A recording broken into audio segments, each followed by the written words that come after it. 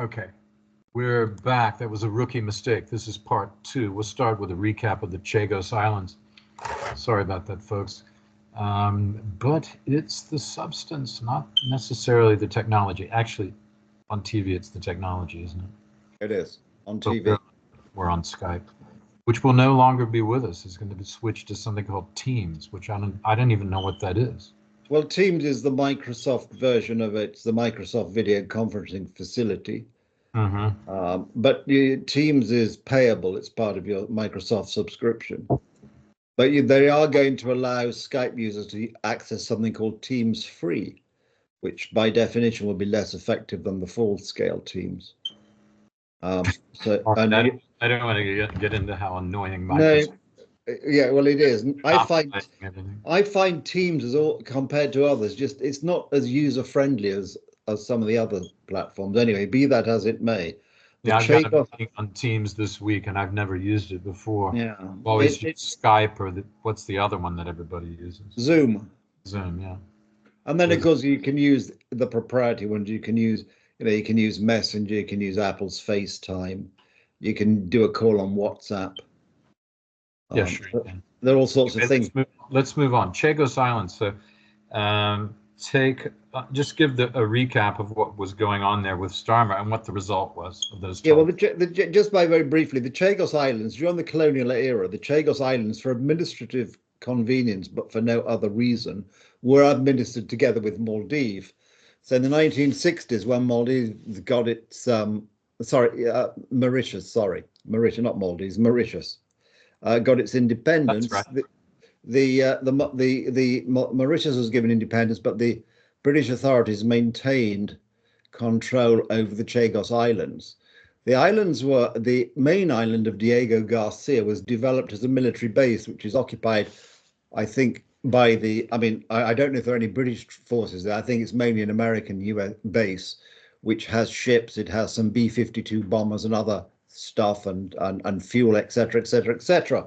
And the population of the Chagos Islands was, at the time the base was being constructed, was essentially expelled. Some went to Mauritius, some went to the United Kingdom. And that has continued happily ever since. Now, recently, there was an advisory judgment of the International Court of Justice, which said, no, the sovereignty of the Chagos Islands has to be given to Mauritius. Now, there are two problems with that. One, Mauritius never had the Chagos Islands. Two, the Chagosian people were not from Mauritius. They were from Africa, and those that went to Mauritius have not had a particularly nice time of it. And more importantly, since Starmer claims to be, and is in fact a lawyer, and claims to want to follow international law, at the time the United Kingdom joined the International Court of Justice, and I think I'm right in saying the United States doesn't recognize the International Court of Justice, the United Kingdom said that the jurisdiction of the court would not apply to any disputes between the United Kingdom and former colonial countries. Anyway, this advisory judgment, which I think was 12-1 in favor of giving sovereignty to Mauritius, the 12 judges in favor were from, you might guess, China, including the judge who then approved of the legality of the Russian invasion of Ukraine, Russia, North Korea, Iran, etc. And the one judge who voted against this advisory judgment was from the United States. Now, Starmer has got his bee in his bonnet because he fears, or he claims to fear, that if he doesn't abide by the advisory judgment, then the Mauritius could go back to the court and get a binding judgment. And he then claims that if there was a binding judgment, two things could possibly happen. One, the Mauritius could then start allowing the Chagos Islands, apart from Diego Garcia, to be used by the Chinese and other undesirable neighbors.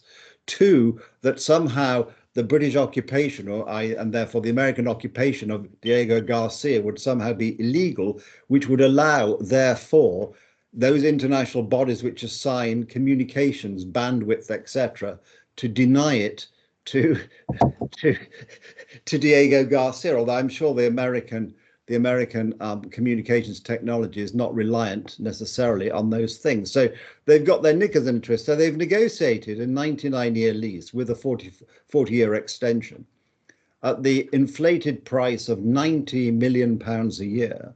But they've said they're going to front load it, i.e. so Mauritius gets a lot of money early on. And the lease payment is going to be inflation linked. So it's up to £9 billion could be given to somebody for the use of something which is already technically ours in the first place. What's even more sinister is that the current Prime Minister of Mauritius has said that the moment the deal is signed, he's going to renege it. He thinks a 99-year lease is too long, and he thinks he's not being paid enough money. And the significance of Diego Garcia is it's right in the middle of the Indian Ocean. So it's of strategically great use to the United States, and is exactly the sort of island and exactly the sort of base on which the Chinese would love to get their paws, as would, to be fair, the Indians. So the whole thing is a complete mess. And what's even worse, we've had this sort of half-hearted attempt at an increase in the defence budget by taking money from the overseas aid budget. But Keir Starmer refused to deny that money from the increased defence budget would be used to pay the Mauritius for the Chagos Islands. I mean, unbelievable. Yeah. So the whole thing is and throughout, Starmer has claimed, "Oh, this is a good deal for everybody. We've got to follow international law." Blah blah blah. Okay, so what happened? What happened when he? Well, the deal has still not actually been finalised. It was expected that the Americans, Trump would say, "Hang on, we're not having you. Don't do it. We're not party to this."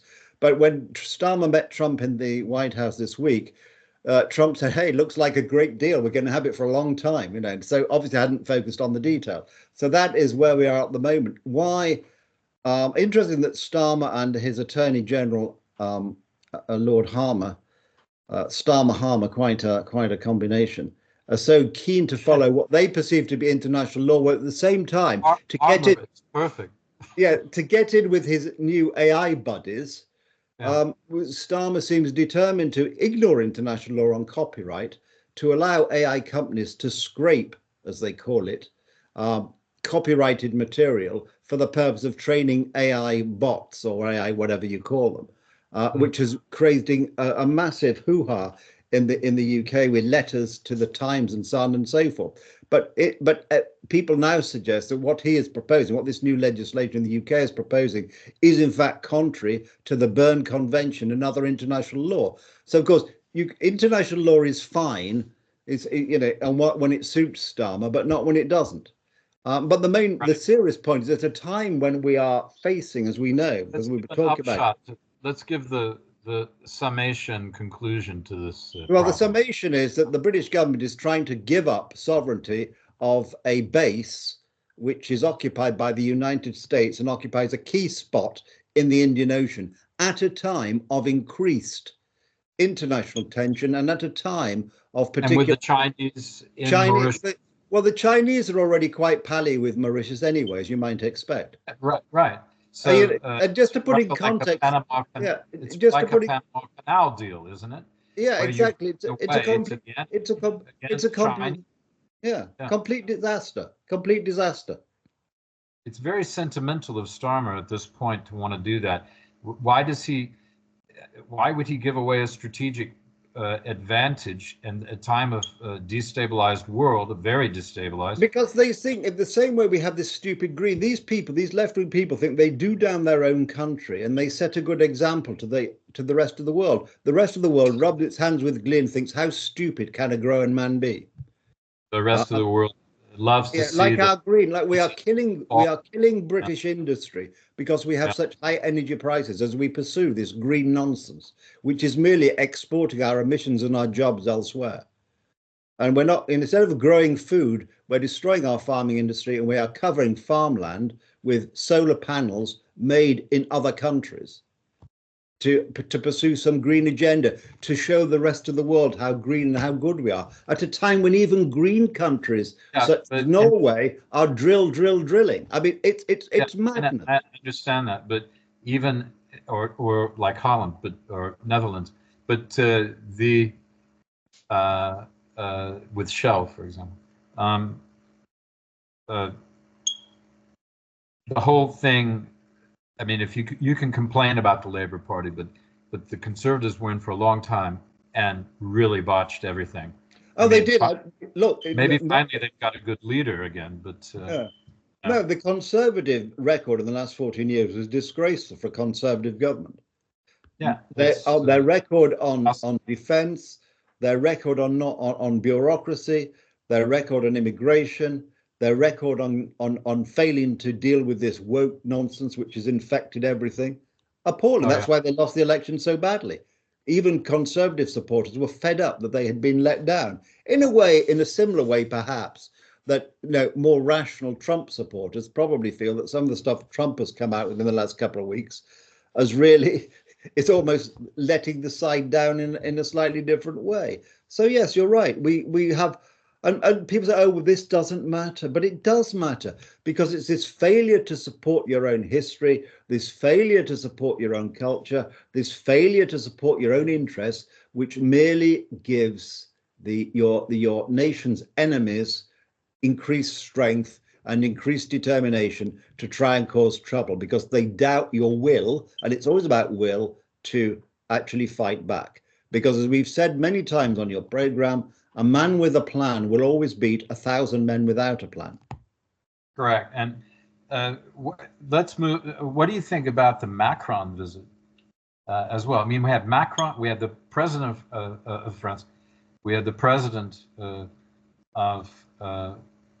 Prime Minister of Britain, and then we had Zelensky, all in the same week. I mean, what a week! Which is good that those people were personally in Washington. It's fantastic they were personally there, if things are worked out properly. But what about Macron? What do you think? Because he's in a very interesting position right now, isn't he? Well, yes, he is.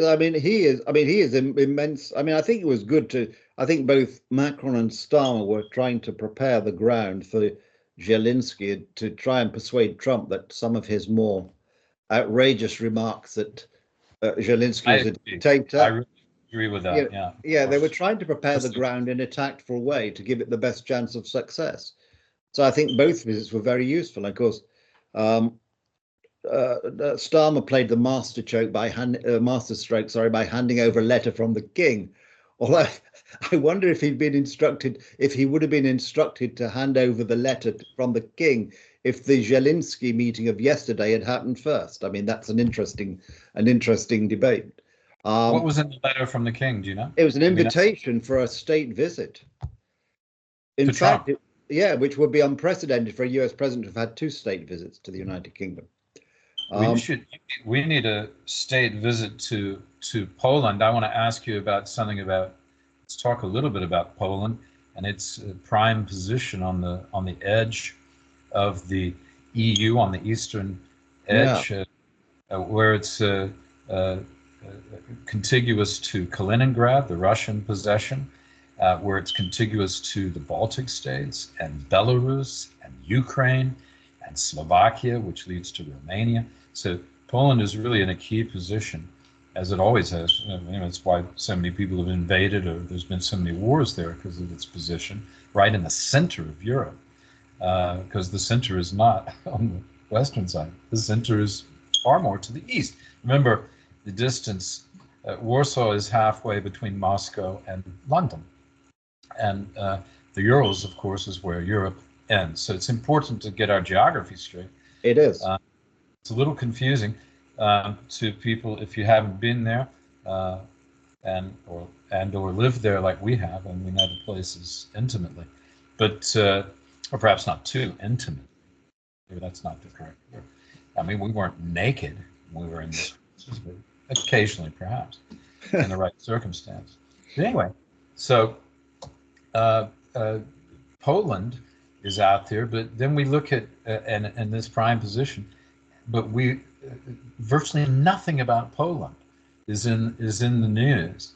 A lot of the American army is there. Rzeszów down in the south is a big base, and the United States Army, NATO, led by the Polish army, is all up and down those those border areas I just talked about. um, concentrated in Poland and Romania. Romania being on the southern border next to Moldavia of Ukraine, the southern border of Ukraine, southeastern.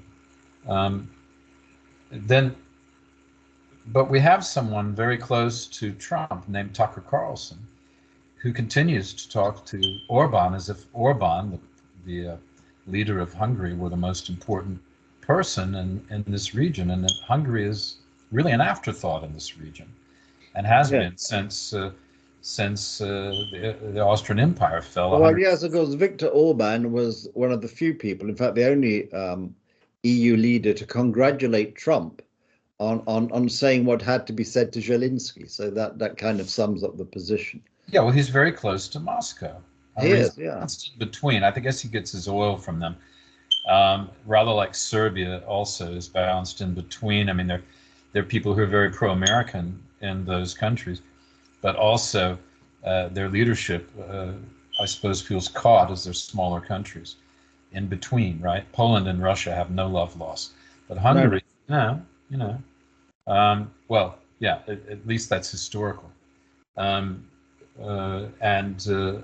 Hungary and Serbia, of course, much closer. Serbia being the closest to Russia and Europe, in fact, or so it seems.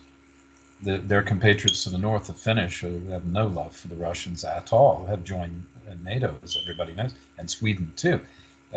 So I guess my question is, why are people, these commentators close to Trump, not all, but a lot of them, and certainly led by Mr. Carlson, are seeming to favor the Russians over European allies? I don't understand that.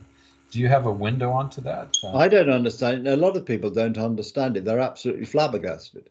And certainly people in Poland are rather worried about it, because if sort of NATO cracks and these American troops are withdrawn, that, the whole defensive posture of NATO at this point is predicated on a certain amount of American involvement. And so people here, because Poland feels it is on the front line, and because it literally is, the war is over the border. And as you say, there's no love lost between Russia and Poland, going back hundreds of years of bad experience. So it's hardly surprising. So folk here are quite worried. Back to Ivan the Terrible 500 years. Yeah, so folk here are quite worried about what this actually means in practice, because they're under no illusions that given an inch, Putin will take a few miles. And despite us say, oh, well, the Russian army is in this state or that state or whatever, the point is, so far, the Russian army is fighting and is achieving a certain amount, and Europe, for all its running around like a headless chicken, and supplying sort of half-heartedly some weapons to Ukraine, has yet to come together with a coherent plan to increase defense spending and defense capability rapidly and credibly. Who leads Europe? Because Britain's out. Who leads the EU now? Well, ironically, Britain actually appears to be back in quite a large way now. There's a meeting to the EU. Is that what you're saying? Well, because the EU, Germany is sort of half-hearted about this and is not really in a position to do very much. So and when you look at defense without America, France and the United Kingdom have nuclear weapons, and still, despite our very depleted arms, I mean, it's shocking when you actually delve into the detail of how depleted the British armed forces have become over the last 15, 20 years. It's shocking. I mean, worse than shocking. You'd rather not know about it. Still. What about Germany? Is Germany going to now rearm substantially? Well, that is the new. They're the only country that hasn't been talked to they're the leading economy in Europe. Well, they were. They're having a bad time of it because, of course, Merkel's stance was to become very reliant on Russian oil and gas, and to manufacture lots of stuff and sell it to China. Well, the Chinese, of course, are now capable of manufacturing their own stuff, and the oil and gas from Russia is not flowing in the same volume to understandably, to Germany that it did. So Germany is in a bit of a pickle. The new chap, How much oil and gas are they still getting from Russia? a bit, I think, but not necessarily directly. It's, the last year the European Union imported more gas from Russia than the year before, surprisingly, but it was coming in sort of in a semi-disguised fashion. It's very odd. Don't forget, Pipe, Angela Merkel was literal pressing pipe. ahead with Nord Stream 2, when, to give him his due, President Trump said in his first term, this is a bad idea. So, Trump gets a lot of bad press, but on occasions he is actually right, and that was one of them. So people here are very confident. He's not wrong all the time, and a lot of things he's doing in the United States need to be tackled, especially the waste and the Yeah, I mean, but the idea that so the question is Europe capable and willing rapidly? And I don't mean, oh well, in 2032 we'll get to 2.x% of GDP. We have to sit down today and write on a piece of paper what we actually need and buy it and equip ourselves with it. Whether it's 2% of GDP or 22% of GDP is irrelevant. We don't have a choice. We have been lucky in some ways that Trump has bought us a bit of time. But sum up the week, and then we'll say goodbye for now. Yeah, well, the week has been quite dramatic. Trump has outdone himself in the way in which he has sort of really brought the issue to a head, and has essentially said, in very practical terms, this is what America First looks like. Either you join us and you become our equals, or we're going to say goodbye. I mean, that's essentially, if you had to sum it up in one sentence, that is what Trump has said. Equals. You don't mean equals. You mean jump on the train. You're either on the bus or off. Yeah, the bus. well, I mean, you have to be seen to be sharing, a fair share of the burden. In other words. Yeah. And by the way, Ukraine, if you want our support, you're going to have to pay for it. Yeah. Quid pro quo at this point would not be a bad thing, since there was no U.S. quid pro quo out of Iraq or. No. But then a lot of other countries contributed a lot to the Iraq war, and it was the Americans who went in and started rebuilding stuff, and not other countries. And you and I know, because we've discussed it even. There are a lot of Americans hovering around in Rzeszów and ready to, when the whistle goes, ready to be first off over the starting line to rebuild or whatever it is you're going to do in they keep whatever needs to be done in Ukraine. Ukraine conferences and all that, they're held in various cities, but particularly in Warsaw and Rzeszów. Okay, that's all we have for this weekend. It's Saturday today, so I hope you go out the rest of the day, go out for a walk and have some fun. It's not snowing, right? It's not snowing. It's rather grey and cold and sort of drizzling. Maybe. And at the time, walk and the drizzle. It's dusk. It's dusk now. Yeah. All right. Well, yes. I'm 6 hours ahead of you, so it's just we're getting. You're 6 hours behind us. Sorry, I mean, you're 6 hours ahead of me. We're 6 hours ahead. You're 6 hours or 200 years. 6 hours or 200 years behind, depending on how you look at it. Thank you for correcting me. Well, of course, that's what we're here for. That's what you're here for. Okay, Nicholas, all the best. And you, thank you. See you again soon. Look forward to that. Okay. Mind how you go. Cheers. And you, bye.